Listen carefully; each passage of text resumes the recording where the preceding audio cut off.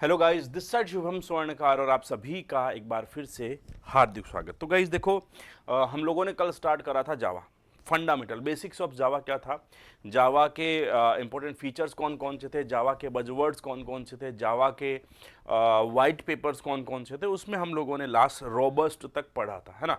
Robust का मतलब होता है कि एरर भी हटा दी, वार्निंग को एरर बनाकर जो है पहले ही हटवा लिया जाता है। ठीक है, चलिए अगला है इंटरप्रेटर। इंटरप्रेटेड का मतलब होता है कि जावा इंटरप्रेटर आधारित लैंग्वेज है। ठीक है, अब इंटरप्रेटर का फायदा क्या है? इंटरप्रेटर का फायदा ये है कि जो लैंग्वेज होती है वो आर्किटेक्चर और जो आपका पोर्टेबल जो बोलते हैं, यानी कि हार्डवेयर और सॉफ्टवेयर बेस्ड जो है उसे हम लोग ऐड कर सकते हैं। मतलब कैसे ऐड कर सकते हैं? यानी कि किसी भी हार्डवेयर पर चलाओ चल जाएगा, किसी भी सॉफ्टवेयर पर चलाओ चल जाएगा। तो ये इंटरप्रेटेड लैंग्वेज होने का फायदा। अब देखो, जब इंटरप्रेटर होगा तो आपने देखा होगा भाई, एक लाइन पढ़ा एरर बताएगा, दो लाइन पढ़ा एरर बताएगा। तो इंटरप्रेटर बेस्ड लैंग्वेजेस तो कंपाइलर की तुलना में धीमी होती है। इंटरप्रेटेड लैंग्वेजेस तो कंपाइलर की तुलना में धीमी होती है। अब जावा तो धीमी हो गई, तो जावा को तेज बनाने के लिए, जावा का एग्जीक्यूशन टाइम को बेहतर करने के लिए जावा में इंपॉर्टेंट एक फीचर अपनाया। क्या? जावा में बाइट कोड बनाया। जावा का इंटरमीडिएट कोड क्या कहलाता है? Byte code. तो जावा में जो था एग्जीक्यूटिव टाइम, या एग्जीक्यूशन टाइम को बेहतर बनाने के लिए जावा ने जो था एग्जीक्यूट करना कहां से? इंटरमीडिएट कोड से। जो हम लिखते हैं डॉट जावा करके कोड जो है उसको एग्जीक्यूट नहीं करता, डॉट क्लास को एग्जीक्यूट करता है, और डॉट क्लास जो है वो क्या कहलाता है? Byte code. ठीक है, अब प्रोग्राम के एग्जीक्यूशन के दौरान JIT just in time compiler जो है उसका यूज करना। ये क्या करेगा? ये पूरे प्रोग्राम के कोड को कन्वर्ट कर देगा बाइट कोड में। अब आपको केवल बाइट कोड चलाना है, यानी कि आप केवल बाइट कोड को रन करेंगे। अब आप इंटरप्रेटर से रन करो तो भी कोई प्रॉब्लम नहीं, क्योंकि बाइट कोड एरर फ्री है। बाइट कोड एरर फ्री है, अब आप उसे एक साथ रन कर सकते हो, तो इंटरप्रेटर चलाने से भी हमें कोई नुकसान नहीं होगा। ठीक है, इसलिए जावा हाई परफॉर्मेंस बेस्ड लैंग्वेजेस है अगर इंटरप्रेटेड बेस्ड लैंग्वेज की तुलना में बात करें तो। मतलब दुनिया में जितनी भी इंटरप्रेटर आधारित लैंग्वेज है उन सब में जो है आपकी जावा जो है सबसे तेज है। ठीक है, अगली बात आती है यहां पर हाई परफॉर्मेंस। हाई परफॉर्मेंस का मतलब क्या हुआ कि जावा का सोर्स कोड जो आपने लिखा है वो कहां पर चला जाता है? जावा कंपाइलर में जाने के बाद में कन्वर्ट हो जाता है किसमें? बाइट कोड में। यानी कि डॉट क्लास जो है वो कोड आपका बन जाएगा। अब डॉट क्लास जो है आप लोगों का वो सीधा सीधा कहां पर जाएगा? जावा वर्चुअल मशीन में। ठीक है, ये जो काम है ये जावा डेवलपमेंट किट में होता है। ठीक है, JDK के बाद में आप लोग जो बाइट कोड कन्वर्ट करते हो वो कहां जाता है? जावा वर्चुअल मशीन में। अब इस बाइट कोड को आप लोग चाहे विंडोज पे चलाओ, चाहे लाइनक्स पे चलाओ, चाहे मैकिंटोश पे चलाओ, क्योंकि ये आपका सॉफ्टवेयर या हार्डवेयर आधारित नहीं होती, कहीं पर भी चला सकते हो। तो ये फायदा है हाई परफॉर्मेंस का कि एक बार जब बाइट कोड बन सकता है ना, एक बार जब बाइट कोड बन जाता है तो उसके बाद में आप किसी भी प्लेटफॉर्म पर जाकर के चला सकते हैं, क्योंकि जावा वर्चुअल मशीन जो है हर ऑपरेटिंग सिस्टम की अलग होती है, और बाइट कोड जो है हर वर्चुअल मशीन को जो है वो आप लोगों को क्या करता है? सपोर्ट करता है। ठीक है, अब एक बात सुनो कि माना कि हमने किसी पर्टिकुलर मशीन पे डॉट क्लास नाम का कोड बना दिया, तो ये डॉट क्लास इस विंडोज के लिए क्या कहलाएगा? यहां पर इसे हम लोग नेटिव कोड कहते हैं। यहां पर हम इसे नेटिव कोड कहते हैं। ठीक है, यानी कि जो आप लोगों का JVM में एग्जीक्यूट करने के लिए कोड बना है वो वहां पर नेटिव कोड जो है आप लोगों का बन जाता है। ठीक है, चलिए आगे बात करते हैं। अगली बात है मल्टी थ्रेडेड। मल्टी थ्रेडेड का मतलब क्या हुआ?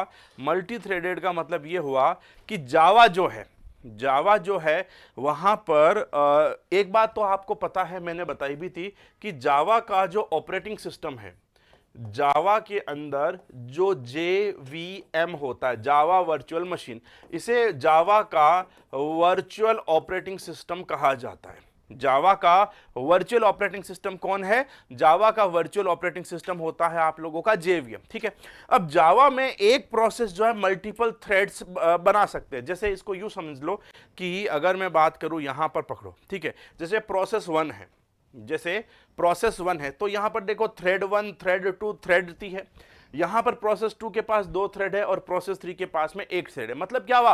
ये T1 यहां पर भी है, T1 यहां पर भी है, T1 यहां पर भी है। मतलब मल्टीपल प्रोसेसेस सिंगल थ्रेड को यूज कर सकती है। तो यहां पर क्या हुआ कि हम जावा में एक प्रोसेस में मल्टीपल थ्रेड्स बना सकते हैं। और थ्रेड क्या होता है? थ्रेड जो है वो प्रोसेस का एक भाग है।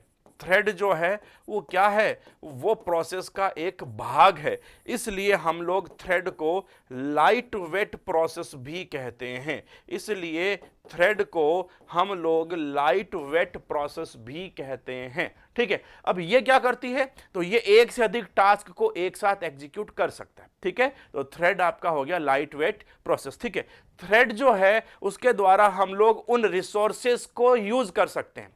थ्रेड जो है उसके द्वारा हम लोग उन सारे रिसोर्सेस को शेयर कर सकते हैं जो उस प्रोसेस को अलोकेट होते हैं। मतलब क्या हुआ, इस प्रोसेस के साथ पास में मतलब हो गया कि एक कोई वेरिएबल ए है, तो इस ए वेरिएबल को T1, T2 और T3 तीनों के तीनों यूज कर सकते हैं।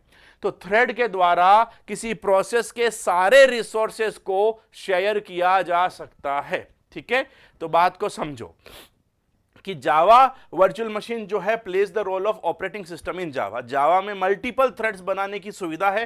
थ्रेड प्रोसेस का भाग होता है जिसके द्वारा एक से अधिक कार्यों को कॉन्करेंटली लगातार साथ साथ में हम लोग कर सकते हैं। ठीक है, थ्रेड लाइट वेट प्रोसेस है और थ्रेड के द्वारा उन रिसोर्सेज को शेयर किया जाता है जो उसकी प्रोसेस को अलोकेट होते हैं, जो उसकी प्रोसेस को अलोकेट होते हैं। ठीक है, चलिए अगली बात, ये हो गई बात। अगली है डिस्ट्रीब्यूटेड।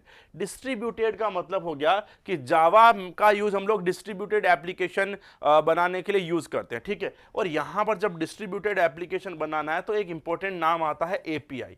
एपीआई का मतलब होता है एप्लीकेशन प्रोग्राम इंटरफेस। और यहां पर आप लोगों के पास में क्या है, यहां पर आप लोगों के पास में दो चीजें, एक है आरएमआई, एक है ईजेबी। आरएमआई मतलब होता है रिमोट मेथड इन्वोकेशन और ईजेबी मतलब होता है एंटरप्राइज जावा बीन। तो यहां पर जावा में आप लोग डिस्ट्रीब्यूटेड एप्लीकेशंस बना सकते हैं जिसके लिए अलग एप्लीकेशन प्रोग्राम इंटरफेस है, दो है, एक है रिमोट मेथड इन्वोकेशन और दूसरा है एंटरप्राइज जावा बीन यानी कि आरएमआई और ईजेबी। ठीक है, अगली बात करते हैं डायनामिक। और डायनामिक का मतलब ये हो गया, देखो एक मेमोरी एलोकेट होता है, एक होता है डायनामिक मेमोरी एलोकेट यानी कि रन टाइम पर मेमोरी एलोकेट करना, रन टाइम पर। तो ये क्या है कि जावा एक ऐसी डायनामिक लैंग्वेज है जिसमें क्लासेस को रन टाइम पर लोड कर सकते हैं। ठीक है, रन टाइम पर मेमोरी एलोकेट करना हो तो हम लोग उसे डायनामिक बोलते हैं, डायनामिक मेमोरी एलोकेशन बोलते हैं। और जावा डायनामिक लैंग्वेज क्यों है, क्योंकि इसमें क्लासेस को रन टाइम पर हम लोग लोड कर सकते हैं। ठीक है, दूसरा, जावा में जो क्लासेस होती है उनको हम लोग जरूरत के समय या ऑन डिमांड हम लोग कह सकते हैं, जावा में क्लासेस को ऑन डिमांड जो है मेमोरी में लोड किया जा सकता है। और रन टाइम पर किसी ऑब्जेक्ट के माध्यम से उसकी क्लास की डिटेल को हम लोग जो है यूज कर सकते हैं, पकड़ सकते हैं और जैसा आप लोग उसके साथ में बिहेव करना चाहिए। मतलब क्या हुआ कि रन टाइम पर किसी भी ऑब्जेक्ट के माध्यम से उसकी क्लास की डिटेल को हम लोग ज्ञात कर सकते हैं क्योंकि जावा डायनामिक कंपाइलेशन सपोर्ट करता है। ठीक है, तो जावा आप लोगों की जो है वो एक डायनामिक लैंग्वेज है, जावा डायनामिक लैंग्वेज है। ठीक है, अगली बात, जावा का एनवायरनमेंट। देखो ध्यान से समझिएगा, तीन चीजें, एक जेवीएम जावा वर्चुअल मशीन, एक जेआरई जावा रन टाइम एनवायरनमेंट और एक होता है जेडीके जावा डेवलपमेंट किट। तो जेआरई किससे बनता है, जेआरई बनता है जेवीएम यानी Java virtual machine plus set of libraries plus other files. ठीक है, इनसे मिलकर के बनता है, एक प्रश्न बनता है। तो हम यहाँ पर छोटे से बड़े की साइज में चलें तो ऐसी बात कर सकते हैं कि सबसे छोटा जो है आप लोगों के पास में वो है जावा वर्चुअल मशीन। ठीक है, उसके बाद में जावा वर्चुअल मशीन और मल्टीपल चीजें मिलकर के जेआरई जावा का रन टाइम एनवायरनमेंट JRTE भी कहते हैं। और ये सारी चीजें मिलकर के जो है वो जेडी के जावा डेवलपमेंट का किट बनाती है। ठीक है, देखिएगा शायद इमेज है मेरे पास में, हाँ है, ये देखो, ये समझो यहां पर क्या है यहां पर। तो देखो जेवीएम हो गया सबसे अंदर ऑपरेटिंग सिस्टम। ठीक है, जेवीएम के साथ में जब सेट ऑफ लाइब्रेरीज और अदर फाइल्स मिलाएं और डेवलपर के टूल मिलाएं तो ये सब मिलकर के क्या बनाते हैं, जावा रन टाइम एनवायरनमेंट। और जावा रन टाइम एनवायरनमेंट और जेवीएम ये सारे मिलकर के जावा का डेवलपमेंट किट बनाते हैं। ठीक है, तो जेवीएम फिर जेआरई और फिर जेडीके, जेवीएम फिर जेआरई और फिर जेडीके। ठीक है, तो जेडीके जो है उसमें आपका जेवीएम प्लस जेआरई होता है। जेआरई में क्या होता है, JVM plus set of libraries plus आप लोगों की जो भी अदर फाइल्स है वो उसके साथ जुड़ जाती है। ठीक है, चलिए आगे बात करते हैं जावा डेवलपमेंट टूल्स। ये जावा डेवलपमेंट टूल्स कौन से हैं? ये वाले, जावा सी, जावा एटसेट्रा। तो कौन कौन से टूल हैं यहाँ पे? तो आप लोगों को यहाँ पर मिलेंगे जावा सी, जावा कंपाइलर, जावा डॉक्यूमेंटेशन, जावा डीबगर, जावा हेडर फाइल, जावा पार्सर। ये क्या करता है? बाइट कोड से डेटा को रीड करता है। पार्सिंग करना मतलब बंडल से अनबंडल करना। तो जो बंडल आएगा उनमें से डेटा को निकालना, ये पार्सिंग कहलाता है। ठीक है। एप्लेट व्यूअर है, जावा के एनवायरनमेंट में एप्लेट्स को रन करता है। जेवीएम, ये जावा का इंटरप्रेटर है, जावा वर्चुअल मशीन। और जेएआर, जावा आर्काइव फाइल्स। तो जावा का जो हमने बात किया जेआरई के अंदर जो अदर फाइल्स होती है या लाइब्रेरीज होती है, ये कौन कौन सी है? तो डेवलपमेंट टूल्स में हम लोग इन सबको यहां पर पढ़ते हैं। ठीक है। आगे बात करते हैं। ये देखो, जावा वर्चुअल मशीन। सबसे पहली बात कि जावा का वर्चुअल ऑपरेटिंग सिस्टम कौन है? जेवीएम है।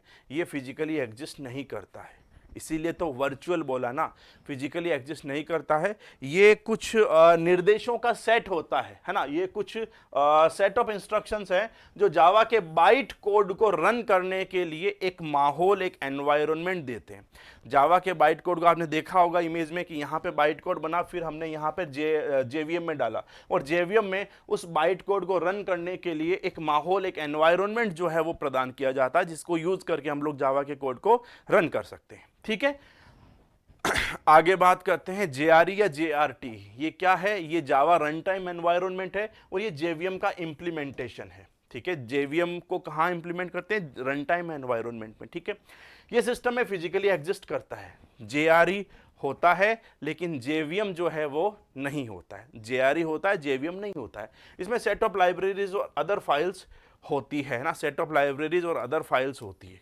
ये आप लोग यहां पर देख सकते हैं। ठीक है। ये सारी मिला के जेआरई में ये, और ये आपके डेवलपमेंट टूल, अदर फाइल, ये सारी चीजें जो है होती है। ठीक है। फिर आता है जेडीके, और जेडीके जो है ये जावा डेवलपमेंट किट है, और इसका यूज जावा एप्लीकेशंस को बनाने में हम लोग जो है वो करते हैं। ठीक है। जेडीके में जेआरई प्लस जावा एप्लीकेशंस को बनाने के लिए यूज किए जाने वाले टूल्स का कलेक्शन है। ठीक है। अब जावा की एप्लीकेशन जो है वो 3 प्रकार की है। देखो, एक तो होता है स्टैंडर्ड एडिशन, एक होता है एंटरप्राइज एडिशन, एक होता है माइक्रो एडिशन। तो J2SE Java to standard addition, J2EE यानी एंटरप्राइज एडिशन, और ME यानी कि माइक्रो एडिशन, ये आप लोगों के जावा के एडिशंस होते हैं। ठीक है। ये आप लोगों के जावा के एडिशंस होते हैं। क्लियर। चलिए आगे बात करते हैं जावा ट्रांसलेशन पॉलिसी। देखो, ट्रांसलेशन पॉलिसी क्या कहती है कि ट्रांसलेशन पॉलिसी ये बोलती है कि जावा का, हमने अभी तक पढ़ा है कि जावा का सोर्स कोड जो है .java नाम से उसे कंपाइल किया जाता है, .class फाइल बनती है जिसे हम लोग बाइट कोड कहते हैं।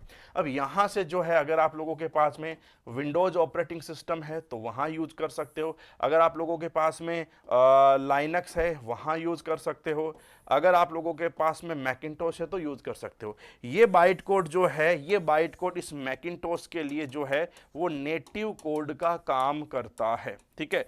ये जो बाइट कोड है ये मैकिन्टोश का नेटिव कोड काम करता है। ठीक है। तो बाइट कोड एक इंटरमीडिएट कोड है। ये जावा की ट्रांसलेशन पॉलिसी है, कोड कैसे जनरेट करते हैं। तो इंटरमीडिएट कोड है जिसे जावा कोड को जावा के कंपाइलर जावा कंपाइलर के द्वारा परिवर्तित करके प्राप्त किया जाता है। ठीक है। तो ये कंपाइलर कौन सा है? जावा कंपाइलर, जिसके द्वारा हम लोग जेवीसी के द्वारा हम लोग प्राप्त करते हैं। और ये जो बाइट कोड को जेवीएम के द्वारा इंटरप्रेट करके उस पर्टिकुलर मशीन के लिए जो है वो नेटिव कोड प्राप्त करते हैं। ठीक है। नेटिव कोड को प्राप्त करते हैं। क्लियर। तो ये जावा की जो बेसिक